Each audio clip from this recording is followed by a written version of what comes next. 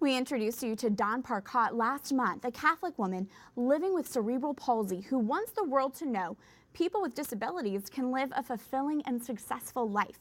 In part 2 of our interview, Parcott shares how she thinks the Catholic Church and the education system can better serve people with disabilities, a way to accompany our brothers and sisters. Parcott, now in her 40s, was the first student with multiple disabilities to attend the University of Notre Dame.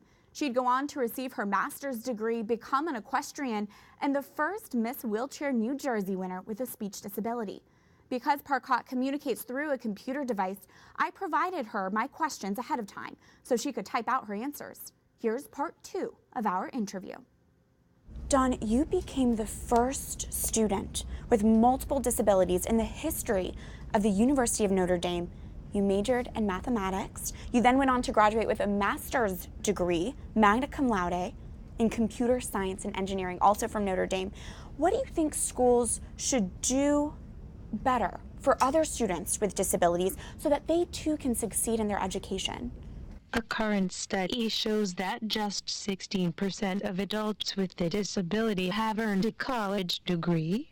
Only 65% of students with disabilities graduate high school each year compared to 86% of students without disabilities. One of the reasons for the rise in unemployment for people with disabilities is the lack of education. Aside from lower employment rates, workers with disabilities also typically earn less, which noted is linked to educational attainment for disabled people. We know that for people to obtain real jobs, they must have marketable skills. The only way we can do this is through education. In your opinion, Dawn, can the Catholic Church do a better job of accompanying the faithful with disabilities, and how so? It has been my experience that the Church views people with disabilities as a constituency that needs to be taken care of. There is no denying that the Church takes its responsibility with charity very seriously. They provide many services that people with disabilities desperately need. But the Church should reflect the relationship with mankind that God has with mankind. People with disabilities should be allowed to contribute their talents just as people without disabilities. I think the Church needs to consider why God made us, both with and without disabilities. It is so we can know, love, and serve Him. To that point, people with disabilities need a means to know God through education, love God through participation in liturgy and the sacraments, and serve Him in any way they can.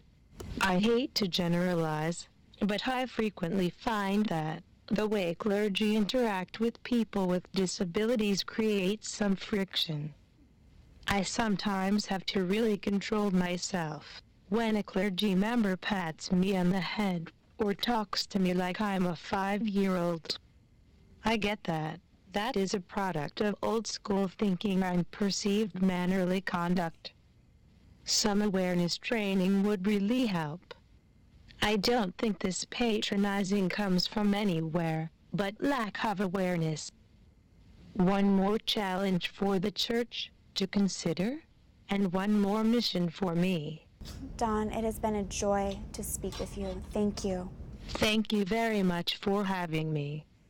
You can follow Dawn Parcott's work on Facebook at the Climb Organization, Inc.